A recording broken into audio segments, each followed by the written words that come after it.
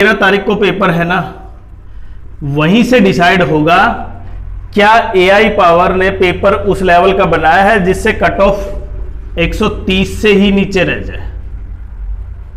और 130 से नीचे रहने के लिए कहीं ना कहीं कैलकुलेशन बहुत ज्यादा होनी चाहिए। हेलो दोस्तों, तो आपने देख लिया है कि एसएससी सीजीएल, अब एसएससी सीजीएल की बजाय जो भी एसएससी का पेपर होगा कि अब वो एआई पावर्ड होगा। ये आपने समझ भी लिया है, देख भी लिया है, और आप इससे कितना समझ पाए कि अब पेपर का लेवल क्या होगा, पहला पॉइंट। बाकी पॉइंट तो बाद में, कि उसकी सिक्योरिटी, पेपर लीक नहीं होगा, डिजिटल से खुलेगा, आपके डिजिटल सिग्नेचर से खुलेगा, ये सब सारी चीज ये आपको पता है, टीसीएस एग्जाम नहीं लेगी। लेकिन अब पेपर जो होगा वो 15 मिनट पहले बनेगा। अब वो एआई किस टाइप का पेपर बनाएगा वो सबसे इंपॉर्टेंट है। तो आज इस वीडियो में हम इसी पर डिस्कस करेंगे। और अगर चैनल पर आप नए तो चैनल को सब्सक्राइब करें, वीडियो को लाइक करें और शेयर करें अगर आपको अच्छी लगती है तो। देखिए, सबसे इंपॉर्टेंट पॉइंट कि आप सीजीएल की तैयारी कर रहे हैं, और सीजीएल की तैयारी में सबसे इंपॉर्टेंट पॉइंट यह है कि आपकी तैयारी कितनी है और दूसरा आपका पेपर का लेवल कैसा आ रहा है। वो दो चीज आपको डिसाइड करवाएंगे कि आपका सिलेक्शन होगा या नहीं। जब आपकी तैयारी बहुत अच्छी है और पेपर का लेवल भी आपके लेवल के आ गया है, मतलब उस कंडीशन में आ गया कि आपने जितनी तैयारी की थी उसके बेसिस पे, तो आपका सिलेक्शन, मतलब आपके अच्छे मार्क्स होंगे और आप फाइनल तक पहुंच पाएंगे। बशर्ते कि आपके डॉक्यूमेंट सही हो, और डॉक्यूमेंट आपको पता है कि आपको जो कैटेगरी वाइज सर्टिफिकेट है वो आपकी बिल्कुल दुरुस्त है, सही है। लेकिन अब सबसे इंपॉर्टेंट ये रह जाता है जो पेपर होगा टीयर 1,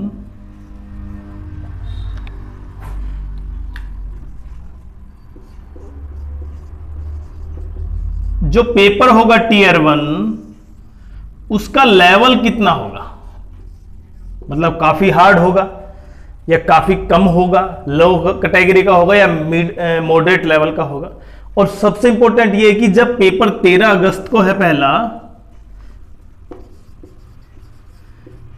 तो उसके बाद जो पेपर होंगे 14, 15, मतलब बाद में जो जितने भी पेपर हैं, इसकी क्या गारंटी नहीं है कि केवल न्यूमेरिकल वैल्यू चेंज हो, क्वेश्चन का जो फॉर्मेट है वो कब हो रहे हैं। क्योंकि अगर आप एआई को देते हैं ना इतना कार्य कि एआई अगर एक कंपाउंड इंटरेस्ट का क्वेश्चन बनाए, तो कंपाउंड इंटरेस्ट का क्वेश्चन तो बना देगा एआई। अब उसका लेवल डिसाइड कौन करेगा। अगर मैं लेवल एआई को कह देता हूं कि यहां पे मानो एक सिंपल सा बेसिक समझते हैं आपको काफी हार्ड क्वेश्चन एक कंपाउंड इंटरेस्ट का बनाना है, तो एसएससी दो हो सकता है एआई उसमें 2 से 3 स्टेप डाल दे हार्ड के लिए। लेकिन अगर उसने लगभग प्रत्येक एग्जाम से पहले 15 मिनट पहले बनाना स्टार्ट भी कर दिया है, मतलब पहले बना दिया, काफी पेपर बनाएगी वो, और उनमें से कोई एक डाल सकती है, मतलब पेपर लीक तो कैंसिल हो गया, पेपर लीक तो होगा ही नहीं, क्लियर। दूसरा, अब जब दूसरी शिफ्ट का जो बच्चा आएगा पेपर देने के लिए, या तो पेपर उसी हार्ड लेवल का होगा, या उसको नया एक इंस्क्रिप्शन लिखना होगा कि पेपर में अब जो पहले 13 अगस्त को जो पेपर था जिसका पेपर का लेवल हार्ड था, उसमें 3 स्टेज थी हमने हार्ड करने के लिए, मानो एआई ने दिया। अब जो पेपर 14 अगस्त को होगा उसमें भी 3 स्टेज डालनी है।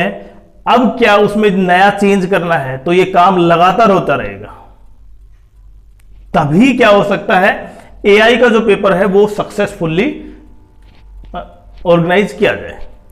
अदरवाइज इसका सबसे बड़ा इफेक्ट ये होगा कि पेपर तो पहली शिफ्ट के जो बच्चे हैं ना, उनको तो फायदा नुकसान होगा। क्यों? क्योंकि वो इस तरह का पेपर कैच नहीं कर पाएंगे।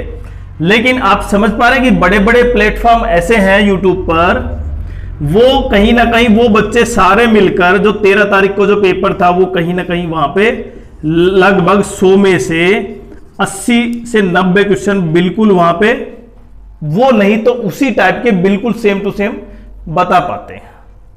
और जो बाद वाले पेपर में बच्चे बैठेंगे ना, उनके लिए क्या होगा, ये बेनिफिट होगा। और बेनिफिट होगा तो इसका अर्थ ये आप बिल्कुल क्लियरली समझ सकते हैं कि जो एआई पावर पेपर है वो जो पहली शिफ्ट होगी उसको तो बेनिफिट करेगा, नहीं उसको तो नुकसान करेगा, बाकी सबको बेनिफिट करेगा। तो इसलिए कहीं ना कहीं एसएससी को ये भी पता है कि अगर हमने हर एक या दो शिफ्ट के बाद पेपर को चेंज नहीं किया तो फिर पेपर बेनिफिट मिल जाएगा बाकी बाद वाले स्टूडेंट्स को। इसलिए सबसे बेस्ट ये होगा कि 2 से 3 शिफ्ट के बाद आज का जो पेपर है, आप समझ पा रहे हैं कि 2 शिफ्ट का, लगभग 2 से 3 शिफ्ट का पेपर एक ही लेवल का हो, फिर जो नेक्स्ट डे को पेपर होगा वो 2 से 3 शिफ्ट का पेपर अलग होगा। इसलिए एआई का सबसे इंपॉर्टेंट पॉइंट ये रह जाता है कि उससे जो डुप्लीकेट क्वेश्चन है ना, मतलब जो रिपीटेशन हो रहा है क्वेश्चन में, वो नहीं होगा। पहला तो क्वेश्चन की जो गलत मार्किंग है ना, गलत मार्किंग की बजाय मैं कहूं क्वेश्चन में जो गलत डाटा फिल है वो भी नहीं होंगे, आंसर भी बिल्कुल सही होंगे। 4 में से कोई एक आंसर होगा बिल्कुल एग्जैक्ट, क्योंकि वो एआई के द्वारा और चेक भी किया जाएगा। क्यों? एआई ने जो बनाया बाद में उसको चेक भी करना होगा। ऐसा नहीं कि एआई के द्वारा बना दिया और चेक नहीं होगा, चेक तो होगा वो। तो सबसे इंपॉर्टेंट ये रह जाता है आपके लिए कि अब जो पेपर का लेवल एआई के द्वारा बनाया जाएगा, मैं यहां पे ये नहीं कर रहा कि किस कंपनी को मिला है किसको नहीं, वो आपको पता है पहले से। हम तो केवल जो टारगेट है ना उसकी तरफ देख रहे हैं, जो बच्चे पढ़ने के बाद अब पेपर देने जाएंगे टियर 1। तो जो ये आपको पता है मैथ्स में, और बाकी में जीएस में तो आप ऐसा भी कर सकते हैं कि 25 में से केवल 5 से 7 क्वेश्चन ही हो पाए, बाकी तो हो ही नहीं, क्योंकि वो बहुत हार्ड लेवल हो जाता है, बहुत ज्यादा हार्ड। तो पेपर की कट ऑफ तो डाउन हो जाएगी, ये क्लियर है। अगर इस तरह चलता रहा तो एआई पेपर बनाएगा और पेपर में उसमें ये डाल दिया कि पेपर काफी हाई लेवल का है, तो कट ऑफ तो डाउन जाएगी। लेकिन उस कट ऑफ में कौन कौन शामिल होंगे ये सबसे इंपॉर्टेंट है। वो बच्चे शामिल होंगे क्या जिन्होंने बहुत अच्छी तैयारी की वो, या जिन्होंने स्पेसिफिक टॉपिक्स को पढ़ा और बाकी को छेड़ा ही नहीं। क्यों? क्योंकि अगर आपका ये पता है कि अगर एआई के द्वारा जो पेपर बनाया है, अगर लास्ट 10 साल का मैं चेक करूं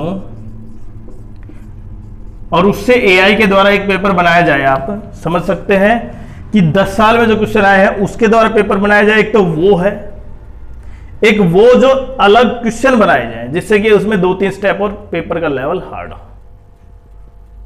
तो बहुत टिपिकल क्वेश्चन है ये।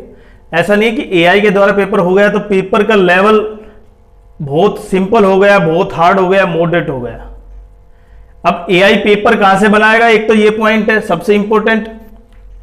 एआई के द्वारा जो पेपर बनाया जाएगा उसको चेक भी करना होगा वो सही है कि नहीं।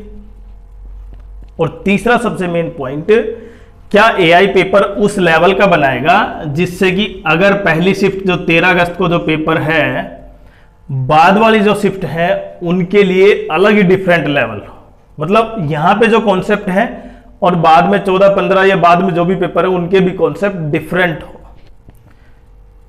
तब बच्चे का क्या हो सकता है, किसी को भी कोई बेनिफिट नहीं होगा। कहते थे ना जो बाद के बच्चों के लिए बेनिफिट होता है उनके लिए फिर बिल्कुल एक न्यायिक पेपर कहलाएगा, और उसमें फिर नॉर्मलाइजेशन भी बहुत ही सही ढंग से हो पाएगा। आप कितने सहमत हैं कि एआई किस तरह का पेपर बनाएगा और उससे किन बच्चों को बेनिफिट होगा, जरूर कमेंट्स करें।